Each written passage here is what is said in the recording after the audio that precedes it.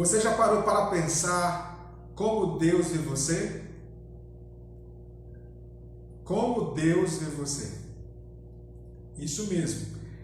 Eu quero, antes de dar continuidade, de prosseguir com aquilo que Deus colocou no meu coração para ministrar nessa ocasião, eu quero orar por sua vida, orar por sua família, orar para que Deus assim venha nos abençoar mais uma vez, tá bom? Vamos juntos orar? Ó Deus, muito obrigado por tua bondade e misericórdia, Senhor. Obrigado pelo teu cuidado para com cada um de nós. Obrigado pelas bênçãos que o Senhor nos concedeu durante essa semana e obrigado pelas bênçãos que o Senhor vai nos conceder diante, ó Deus, da nossa vida nessa semana que começa.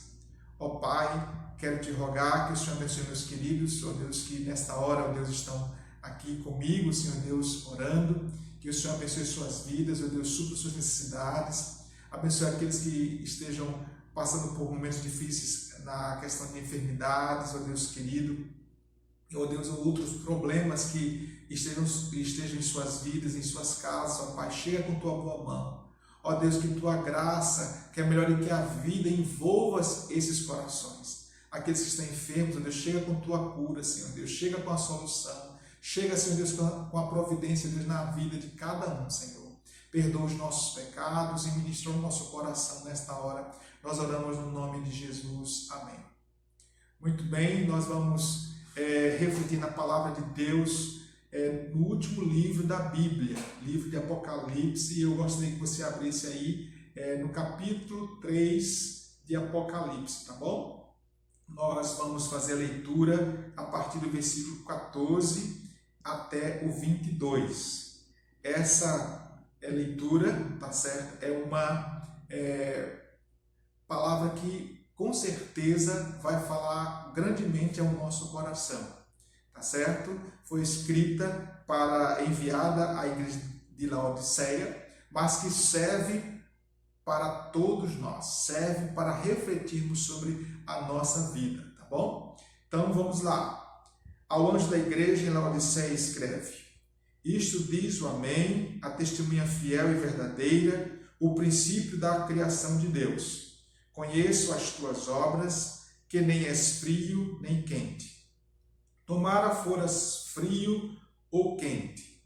Assim, porque és morno e não és quente nem frio, vomitar-te-ei da minha boca. Porquanto dizes: rico sou e estou enriquecido, e de nada tenho falta, e não sabes que és um coitado, e miserável, e pobre, e cego, e nu. Aconselho-te que de mim compres ouro refinado no fogo, para que te enriqueças, e vestes brancas, para que te vistas, e não seja manifesta a vergonha da tua nudez, e colírio, a fim de ungires os teus olhos, para que vejas.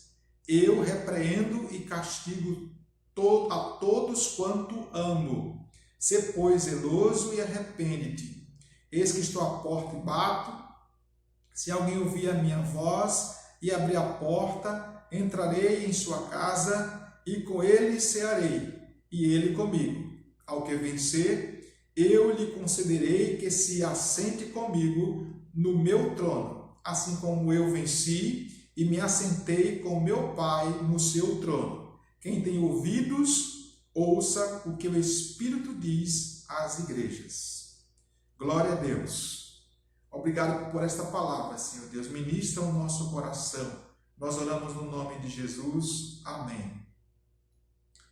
Jesus, que vê a cada um de nós, Jesus que conhece cada um dos seus discípulos, Jesus que quer o bem de cada um de nós, ele olha para nós e vê verdadeiramente como cada um de nós estamos sendo.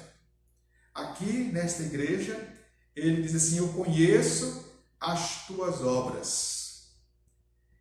E ele vê a realidade daqueles irmãos, daquele pastor, daqueles membros e diz: nem és frio, nem quente. E aí, nós vemos que Jesus diz assim: porque és morno e não és quente nem frio, vomitar-te-ei da minha boca. Desde já eu quero que cada um de nós possamos olhar para nós mesmos e pensar que tipo de pessoa nós somos como cristãos. Nós somos quente ou frio ou morno? Como é que você olha para si mesmo? Você sente um crente quente? Você sente um cristão frio? Você se sente um cristão morno? Como é que você se vê? Como é que você se vê? E aí, a questão como nós nos vemos é muito importante.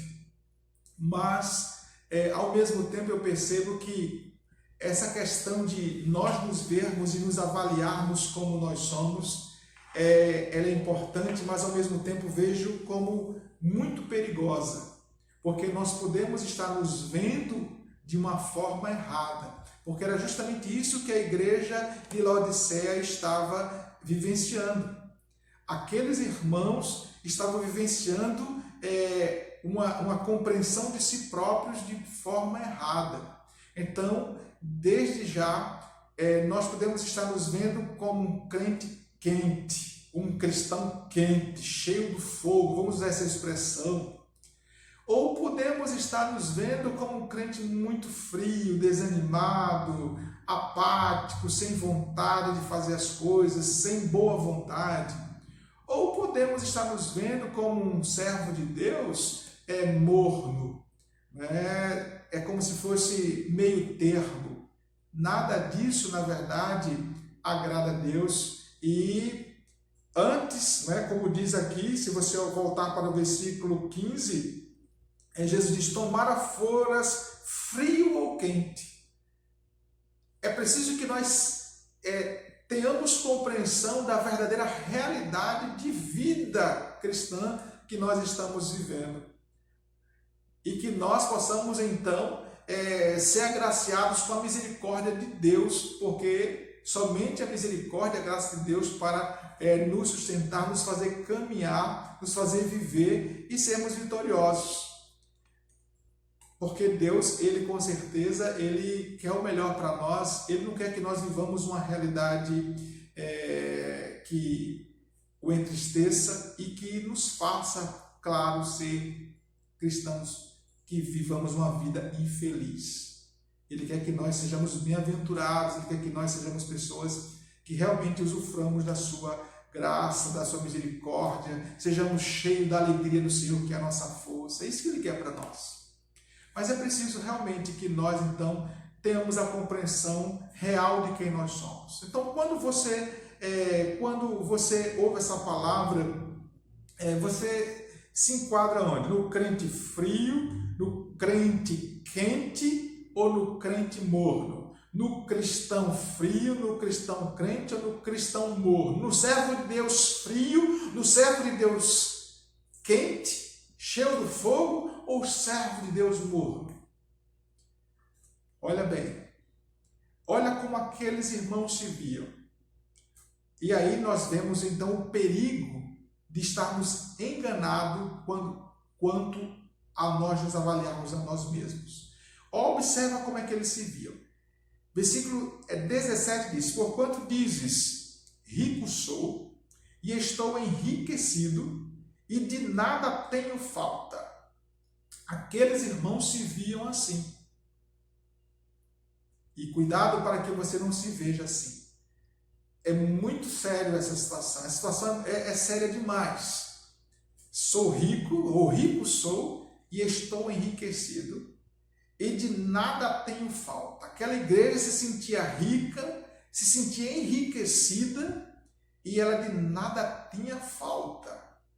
Essa era a percepção que eles tinham, ou que aquela igreja tinha de si mesma, que aqueles irmãos tinham de si mesmos.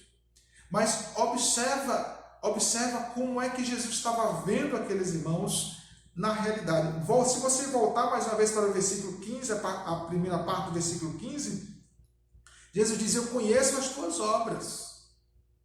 Jesus via o externo dos irmãos, Jesus via a vida externa dele, a prática cristã deles. Mas Jesus via também lá o interior deles. Observa como é que Jesus via aqueles irmãos no versículo 17, a parte B. És um coitado, miserável, pobre, cego e nu.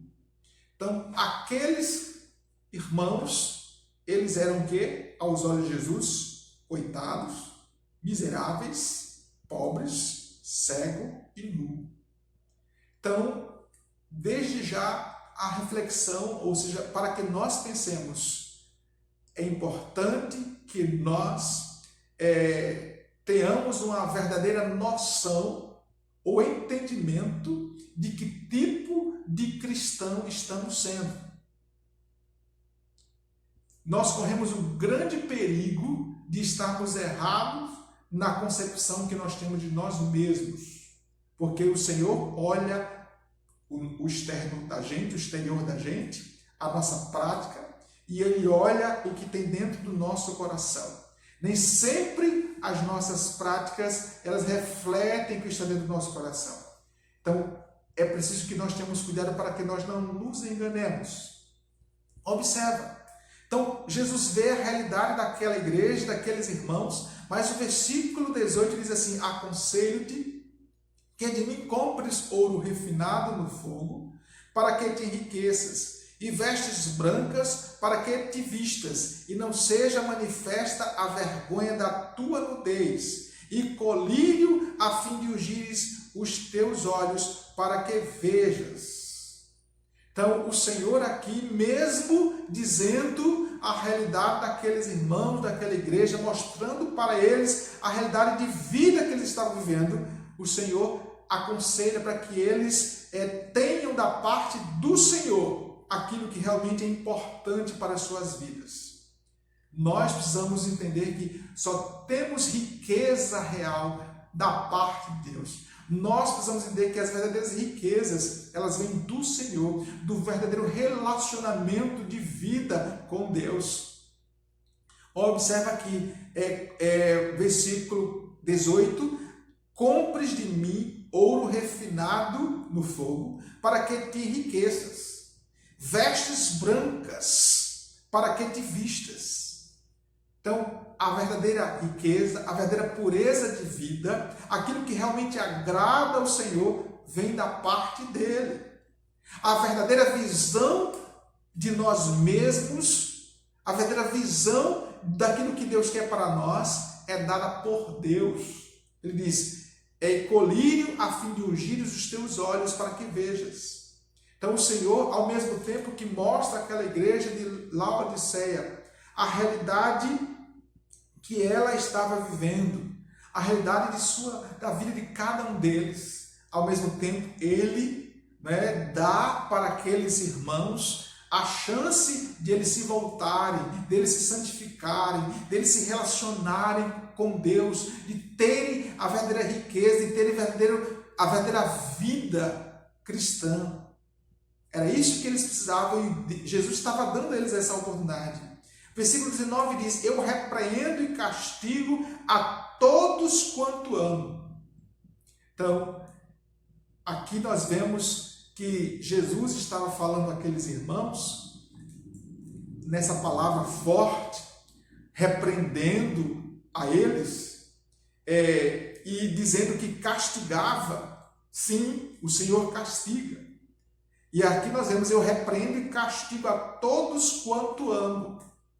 O Senhor estava mostrando para aqueles irmãos que eles poderiam ou sofreriam disciplina, sofreriam castigo, mas ao mesmo tempo ele diz: "Se pois zeloso e arrepende-se". Tudo isso, dizer quem eles eram, mostrar na cara deles como é que eles realmente estavam sendo, tanto externamente como interiormente, que isso entristecia o coração do Senhor. Ao mesmo tempo, ele diz que repreende e ele castiga. Ele vai bem mais adiante. Não somente mostra, não somente diz, mas ele diz: eu repreendo e castigo. Mas ele diz: a todo que amo. Aquela igreja estava prestes a ser disciplinada, a ser repreendida pelo Senhor, mas com o objetivo de levá-la ao quê? Ao arrependimento. Que coisa maravilhosa! Ele fala da questão de repreensão e de castigo, mas ele termina com eu amo a quem eu amo. Então, como é bom nós sermos disciplinados pelo Senhor, nós termos a bênção de Deus mostrar para nós quem nós somos, mostrar na nossa cara quem nós estamos sendo como pessoas que se dizem, que se declaram discípulos dele. E ele vem com isso para nos repreender, para nos disciplinar, porque ele nos ama. E ele faz tudo isso para que nós nos arrependamos. Ele dá a palavra, sê pois zeloso e arrepende-se. Arrepende-te. Ele fala para aquela igreja se arrepender dos seus pecados, se arrepender das suas obras, se arrepender das coisas que ela estava vivendo que desagradava ao Senhor. Versículo 20, versículo muito usado para o evangelismo, mas esse versículo aqui, ele é um versículo que não pode ser separado do seu contexto. Diz, eis que eu estou à porta e bato. Se alguém ouvir a minha voz e abrir a porta, entrarei em sua casa e com ele cearei e ele comigo. O Senhor, mesmo dizendo àquela igreja a realidade dela, que era uma igreja, como voltando ao que nós vimos, ao que nós lemos, eles eram coitados, eles eram miseráveis, eles eram pobres, eles eram cegos e estavam nus. Mesmo dizendo toda essa realidade de quem eles eram, o Senhor chega com conselho, como no versículo 18, aconselho-te. O Senhor chega com repreensão, o Senhor chega às vezes com castigo. Ele chega aqueles queridos, ele chega também a cada um de nós e ele diz, olha, eu repreendo e castigo você porque eu te amo. Arrependa-se. Eu estou à porta, né, e bato com muita educação, com muita gentileza. Eu estou à porta e bato. Se ouvir a minha voz, se alguém ouvir a minha voz e abrir a porta, entrarei em sua casa e com ele cearei e ele comigo. Então, esse versículo aqui é uma palavra à igreja, é uma palavra a cada um daqueles irmãos, é uma palavra para cada um de nós, que o Senhor nos chama para nos arrependermos, o Senhor nos chama para nos arrependermos daquilo que nós temos sido, que tem desagradado o coração dele, que tem entristecido o Senhor. O Senhor quer se agradar do seu povo hoje, o Senhor quer se agradar de cada um de nós. Ele quer cear conosco, Ele quer fazer parte da nossa casa, da nossa família, da nossa vivência. Ele quer ser parte da nossa vida aqui neste mundo. Observa, versículo 21 diz, ao que vencer, eu lhe concederei que se assente comigo no meu trono. Então, ao mesmo tempo que Deus, que o Senhor, Ele mostra a realidade daqueles irmãos, apesar de que aqueles irmãos estavam vivendo realmente totalmente longe do que Deus e do que o Senhor queria para eles. Quando Deus mostra isso para eles, Deus está trabalhando não para condená-los, não para jogá-los fora, mas Ele está trabalhando para resgatá-los de uma vida paupérrima em todos os sentidos, para uma vida cheia da presença do Senhor. Então, ele diz, ao que vencer, eu lhe concederei que se assente comigo no meu trono, assim como eu venci e me assentei com meu Pai no seu trono. Ele diz assim, terminando essa carta à igreja de Laodiceia, ele diz, quem tem ouvidos, ouça o que o Espírito diz às igrejas.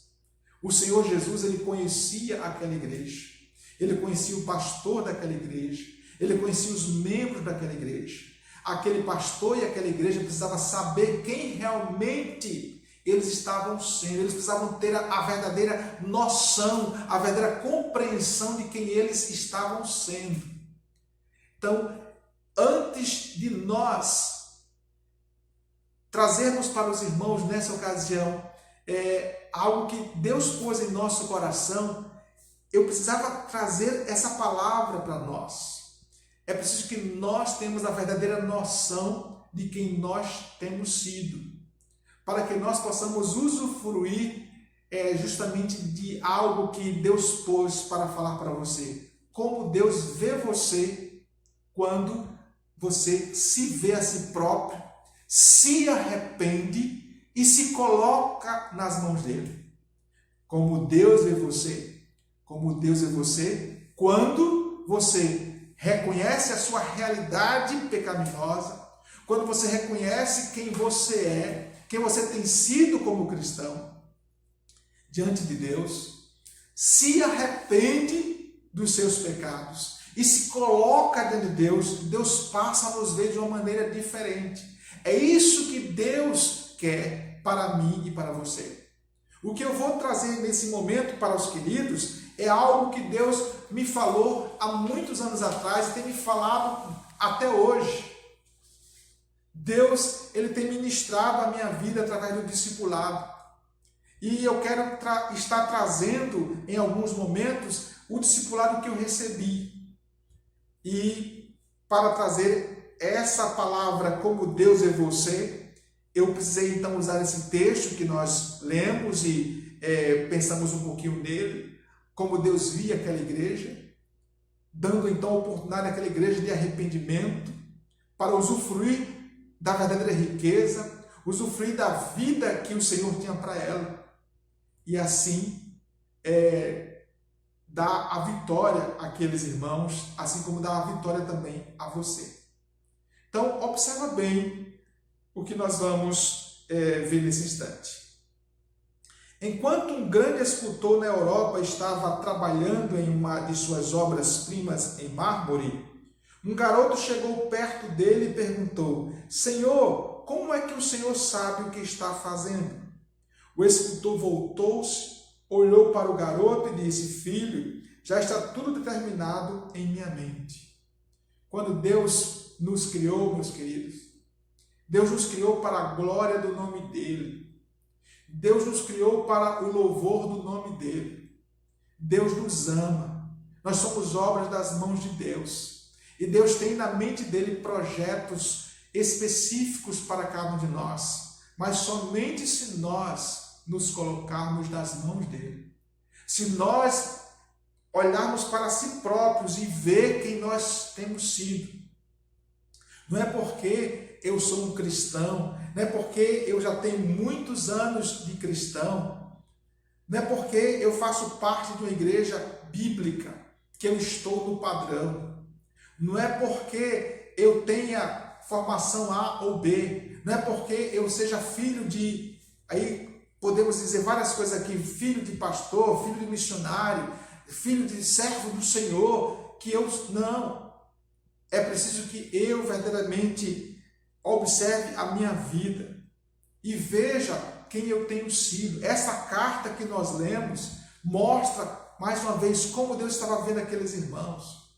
Como Deus tem visto a minha vida e a sua vida. Como Deus tem se alegrado, ou será que Ele tem se alegrado com a minha vida e com a sua vida?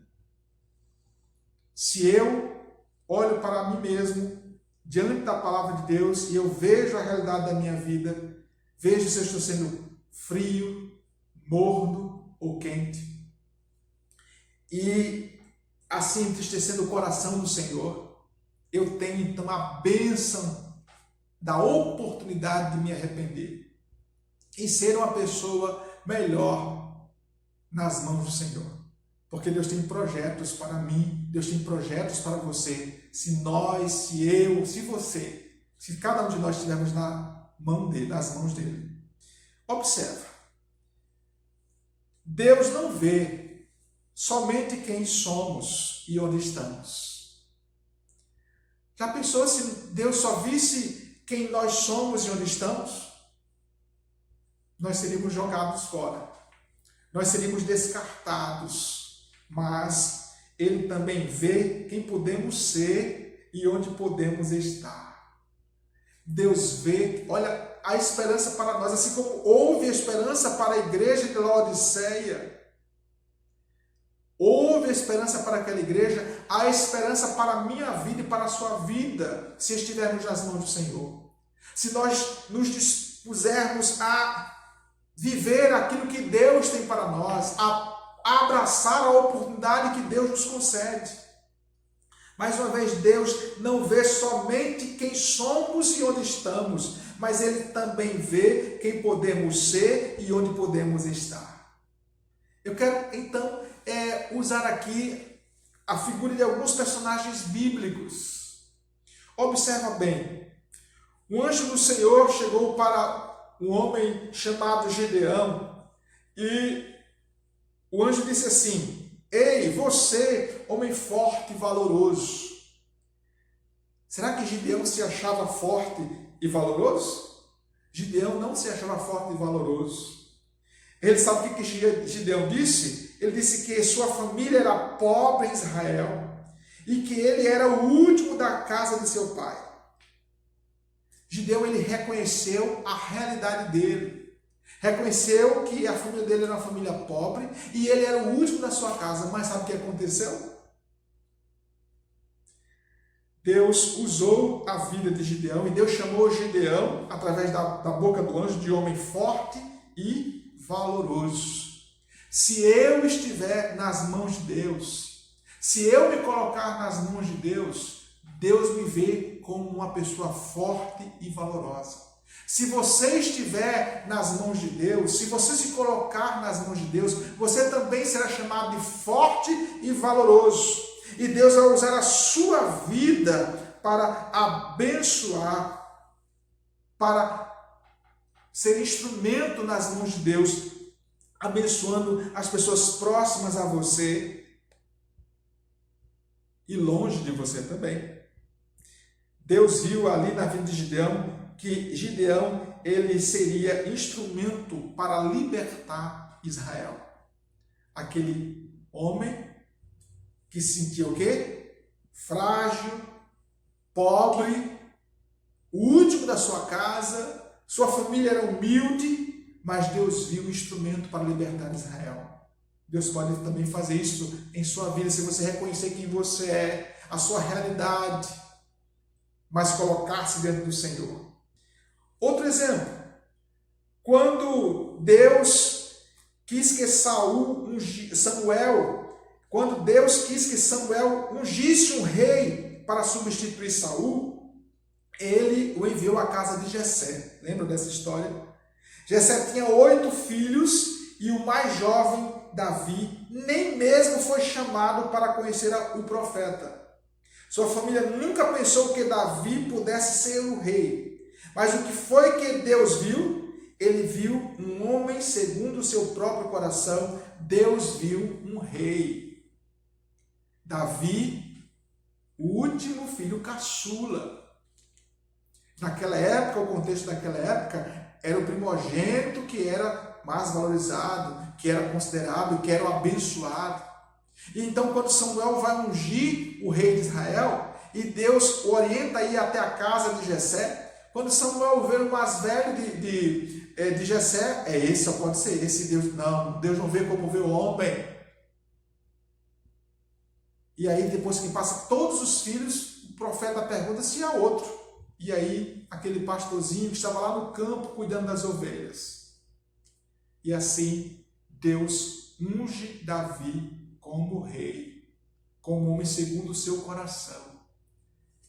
As pessoas podem não nos ver. Nós mesmos podemos pensar em nós, de si próprios. Eu não tenho futuro.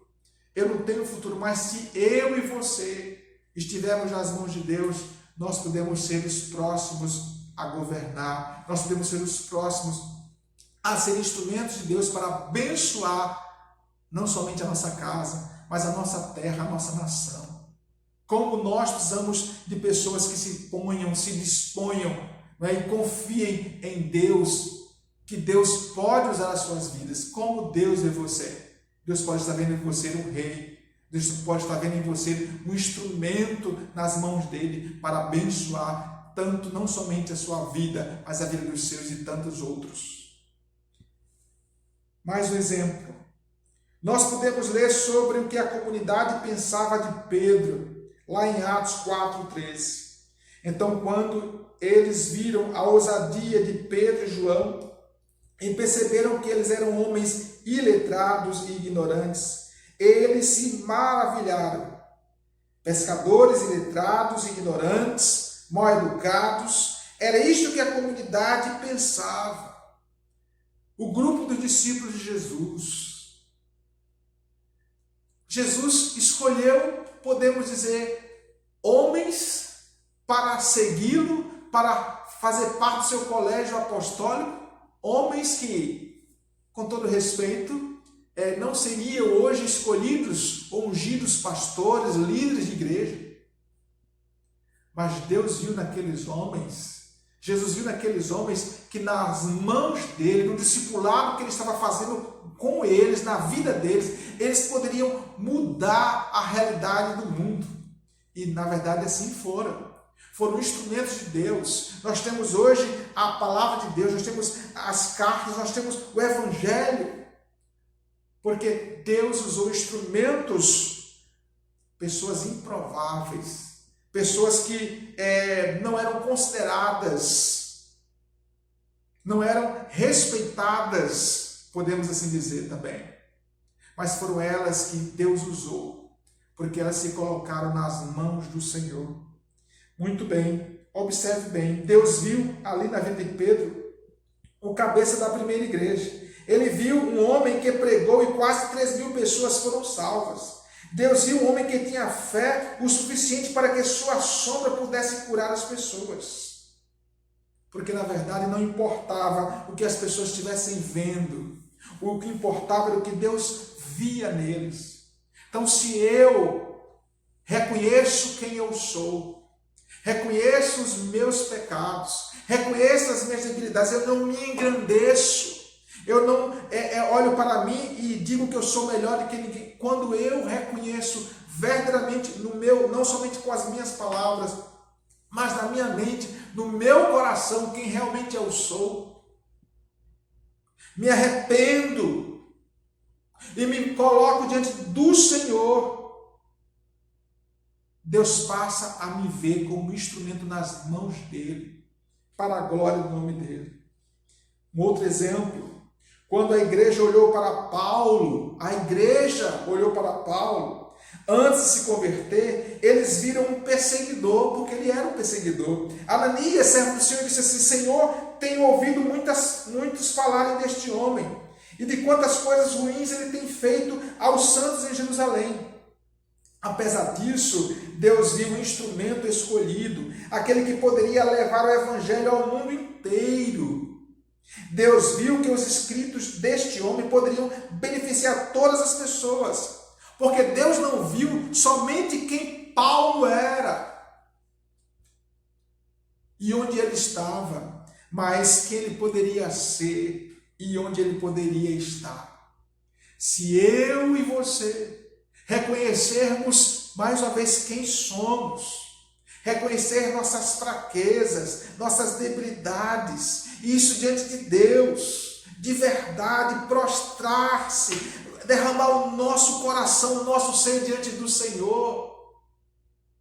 Por mais que nós sejamos frios, por mais que nós estejamos a ponto de fazer Deus vomitar-nos, por sermos mornos, e por mais que digamos que somos quente coisa nenhuma, por mais que nós digamos que somos cheios de fogo coisa nenhuma, por mais que nós sejamos essa realidade longe de Deus em muitas ocasiões, se nós reconhecermos que somos pobres, cegos, miseráveis e nus, e nós nos arrependermos dos nossos pecados, Deus fará de nós maravilhas. Ele estará cumprindo então em nós os propósitos dele, porque ele tem propósitos maravilhosos para cada um de nós. nós estaremos diante de Deus, nós estaremos sendo bênçãos para a glória de Deus, se nós reconhecermos quem somos e nos arrependemos dos nossos pecados. O que Deus vê em você? O que Deus vê em você? Eu quero que você pense nisso. O que Deus vê em você? Não é o que você vê em você agora. Não. O que Deus vê em você? Quando você se arrepende, quando você se volta para Deus, dá para pensar o que Deus vê em você? Eu fico pensando que Deus ele vê em mim uma bênção, se eu realmente estiver nas mãos dele. Deus vê em mim um instrumento para a glória do nome dele, se eu realmente estiver nas mãos dele. Eu não perguntei o que você vê em si mesmo, o que sua família vê em você. Muitas vezes nós não vemos futuro nas pessoas. Muitas vezes as pessoas não veem futuro em você, chegam e amaldiçoam você, dizem que você não vai ser nada na vida. Mas se você estiver nas mãos de Deus, como é que Ele vê você? Não o que seus vizinhos veem em você, ou sua igreja vê em você, ou seu pastor vê em você. Não, é o que Deus vê em você, se você estiver nas mãos dele. O poder para completar o plano de Deus não está em nós. O poder para completar o plano de Deus na minha vida não está em mim mesmo. O poder para completar o plano de Deus não está em sua vida, em você mesmo. O poder para completar o plano de Deus está no próprio Deus. E se Deus estiver em você, então tudo o que Ele tem planejado se realizará na tua vida. E você será uma obra para a glória do nome do Senhor. O que Deus vê em você? O que Deus vê em você? Você oferecerá sua vida a Deus sem reservas? Com um coração despojado? Se eu oferecer a Deus a minha vida sem reservas, com um coração despojado, como aqueles homens fizeram, Deus tirará você e a mim de onde você está, de onde eu estou, e Ele colocará você onde Ele quer que você esteja. Cabe a mim, cabe a você dedicar a vida a Ele. Você renderia sua vida ao Senhor Jesus? Ele está à porta do seu coração. Eis que estou à porta e bato. Se alguém abrir, se você abrir a porta do seu coração, Deus fará maravilhas em tua vida e através da tua vida. Que Deus abençoe você. Que Deus se alegre em olhar para você nesta ocasião, nesse momento, e a partir de então, como alguém que realmente se submete a viver para a glória do nome dele. Vamos orar mais uma vez? Ó Deus, em nome de Jesus, abençoe, ó Deus querido, aquele que nesta hora, Senhor Deus, aqueles que nesta hora, Senhor, se reconhecem a si mesmo como indignos, ó Deus querido, de por si só chamarem-se de cristãos, serem denominados cristãos, discípulos do Senhor. Ó Deus, que o Senhor, ó Pai, abençoe a vida de cada um nesta hora, que reconhece, ó Deus querido, que não tem sido um cristão como deveria ser, que não tem sido um discípulo como deveria ser. Que o Senhor lhes dê arrependimento, que o Senhor me dê arrependimento aos meus queridos, a cada um que ora nesta hora, que o Senhor dê arrependimento. E que nós, ó Deus, nos consagremos ao Senhor, para que o Senhor possa olhar para nós e nos ver, ó Deus, não somente como pessoas que foram criadas para a glória do Teu nome, mas pessoas que estão, ó Deus querido, sendo trabalhadas pelo Senhor, para continuar para a glória do Senhor, para sermos instrumentos para a glória do teu nome, Pai. Receba a minha vida, receba a vida dos meus irmãos nesta hora, receba a vida de cada um, que nós sejamos bênção nas tuas mãos. Em nome de Jesus, Pai, perdoa os nossos pecados e nos aceita. Amém. Que Deus abençoe você mais uma vez. Espero que essa palavra tenha alimentado o seu coração e lhe estimulado a prosseguir. Não desanime. Deus olha para você, Deus repreende, Deus corrige, Deus castiga, mas com o propósito de levar você ao arrependimento para que você seja uma bênção nas mãos dele, tá bom? Se você tem dízimos e ofertas a entregar, entende que deve ser entregue na casa do Senhor da Primeira Igreja Batista em Parnamirim, que você possa fazê-lo, tá certo? Depositando, entregando aqui mesmo na igreja, através, fazendo um Pix também, ok? E essa mensagem que você ouviu, se você foi abençoado e puder compartilhar com seus contatos, faça isso e peça para que eles se inscrevam no nosso canal e assim nós possamos compartilhar a mensagem do Evangelho, tá bom? Que Deus lhe dê uma boa semana na presença do Senhor Jesus. Ó Deus, em nome de Jesus, que a tua bênção seja sobre o teu povo mais uma vez. Que a graça do nosso Senhor e Salvador Jesus Cristo, o amor de Deus o Pai, a comunhão e as consolações do Espírito Santo seja com todo o povo de Deus que te adora, que ouve a tua palavra. Nós oramos no nome de Jesus, hoje e sempre. Amém.